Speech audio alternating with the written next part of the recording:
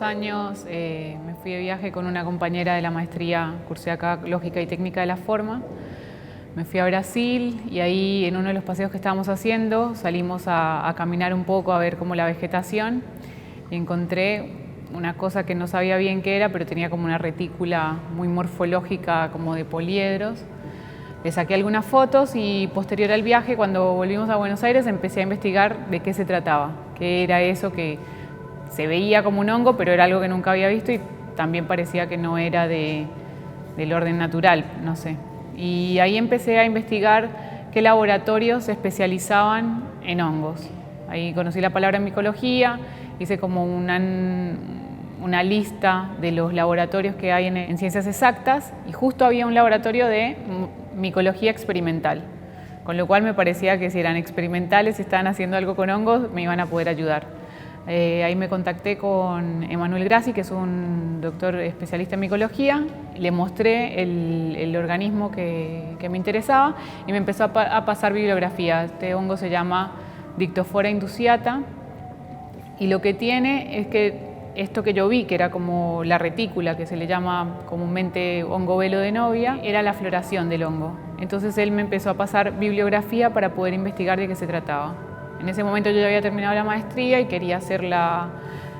tesis en función de eso, cómo era la morfogénesis de ese hongo para que llegara a tener esas formas y poder transferir eso a lo proyectual. Y mi camino para eso, en ese momento consideraba que tenía que conseguir el hongo, tratar de hacerlo crecer acá, entender cuáles eran las lógicas de crecimiento que tenían y por qué se formaba eso. Y en función de eso estuvimos con varias idas y vueltas, cómo lo traemos, el organismo era complicado, tiene un crecimiento muy complejo que necesita muchísima humedad y la floración dura un par de horas nada más. Entonces me sentí afortunada por haberlo podido ver en Brasil, pero después era muy difícil de replicar en un laboratorio. No había mucho estudio específico de por qué la morfología era esa, porque el hongo dispersa sus esporas por el mal olor que tiene como en la parte de la cúpula y las moscas se posan y lo llevan a otros lados. Y eso me quedó, se convirtió como una obsesión de saber de qué manera lo podía transferir.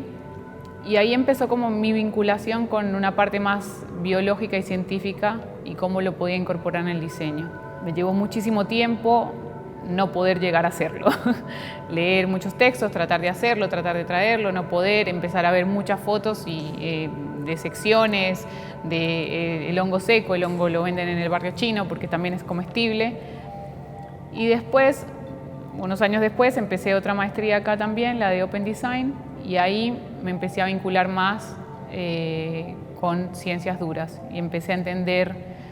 los estudios que se hacían desde la biología o desde otras disciplinas, cómo lo podía incorporar yo como diseñadora. Lo que me pasó en ese momento fue que hice un clic de todo ese seguimiento que yo le venía haciendo, de tratar de hacerlo y casi convertirme en una bióloga de alguna manera en un tiempo ridículo. Entendí que en realidad lo que yo tenía que aprender a hacer era como hacer una lectura con mi visión de diseñadora sobre esos organismos y ver de qué manera se podía eso transferir al campo proyectual y también qué aporte le podía hacer yo que no fuera desde lo biológico, porque no tenía las herramientas ni el conocimiento para hacerlo. En función de eso empecé a trabajar con la otra tesis y lo que incorporé en una primera instancia era el interés por la forma en sí y después entender más que en vez de la forma era los procesos naturales, o sea, cómo era que ese hongo de alguna manera configuraba el material, todo el tronco parece del mismo material, es como una espuma más densa que después cuando florece como que se abre. Entonces ahí fueron otras lecturas y eso me llevó a hacer proyectos. Hay un proyecto que se llama Confluencias del Crecimiento que hice durante la maestría que se trataba de eso, como diferentes cosas que no estaban conectadas.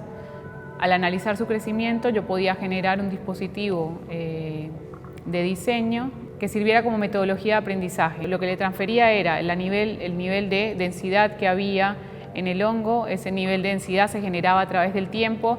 y ese nivel de densidad a través de ese tiempo lo que generaban eran vacíos y esos vacíos que se iban generando en la pieza, en el organismo, también pasaron a ser parte de estas piezas que diseñamos durante la maestría.